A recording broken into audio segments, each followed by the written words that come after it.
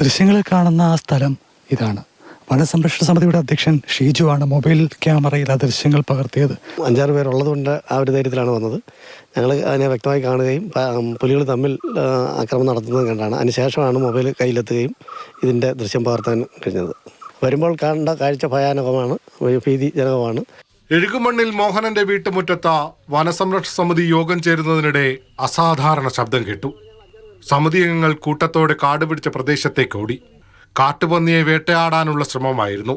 ഇതിനിടെ കരിമ്പുലിയും പുള്ളിപ്പുലിയും കടിപിടി കൂടുകയും ചെയ്തു അത്രേ. ഇത് രണ്ടും കൂടെ കടി കൂടുമായിരുന്നു. പിന്നെ എടുത്ത് കുടഞ്ഞപ്പോൾ ഇവിടെ വരുമ്പോൾ നല്ല സ്മെല്ലുണ്ടായിരുന്നു.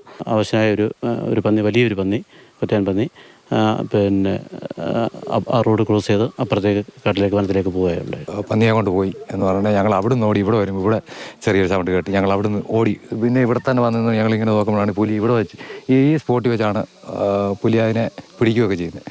ആ പുലി നമ്മൾ പിടിയുണ്ടാകുന്നത് എടുത്തെറിയുന്നതൊക്കെ നമ്മൾ കണ്ട. പിന്നെ ഞങ്ങൾ തിരിച്ച് ഇവിടെ വന്നപ്പോഴാണ് കരിമ്പുലി ഇവിടുന്ന് ഈ രണ്ടാമത്തെ തെങ്ങിൻ്റെ ഇവിടുന്ന് അങ്ങനെ വെള്ളോട്ട് കയറി പോകുന്നത് ഞങ്ങൾ വീഡിയോ എടുക്കുന്നത്. ദൃശ്യങ്ങൾ പ്രചരിച്ചതോടെ വനംവകുപ്പ് ജീവനക്കാരെത്തി. കാൽപ്പാടുകൾ പുലിയുടേതെന്ന് പരിശോധിച്ചുറപ്പാക്കി. കൂടുവച്ച വന്യജീവിയെ പിടിക്കുന്നതിനുള്ള നടപടികൾ തുടങ്ങിയിട്ടുണ്ട്. 2 പുലികൾ പട്ടാപ്പകലെത്തിയെന്നറിഞ്ഞ ഉൾനാടൻ ഗ്രാമവാസികളാകെ ഭയപ്പാടിലാണ്. ഇനിയിപ്പോൾ കണ്ടതുകൊണ്ട് ഞങ്ങൾക്ക് പകൽ പോലും ഇറങ്ങി നടക്കാൻ ബുദ്ധിമുട്ടാണ്. ഒന്നീ ഞങ്ങൾക്ക് സംരക്ഷണം തരുമോ, അല്ലെന്നുണ്ടെങ്കിൽ ഇവിടെ RKDP പദ്ധതി ഞങ്ങളെ ഉൾപ്പെടുത്തിയിട്ടുണ്ട് കുറച്ച് പേര്. അപ്പോൾ അവരെ വിടാനുള്ള സംവിധാനം ആദ്യം ഉണ്ടാക്കുക. അത് കഴിഞ്ഞിട്ട് ഫെൻസിങ് ഇടുന്നുണ്ട്. ഫെൻസിങ് റോഡ് ക്രോസ് ചെയ്യുവാന്നാണ് പറഞ്ഞത്. അതേസമയം വളർത്തുമൃഗങ്ങളെ വേട്ടയാടുക എന്ന ഉദ്ദേശത്തോടെയല്ല കരിമ്പുലി ഇവിടെ എത്തിയതെന്നാണ് കണക്കാക്കുന്നത്.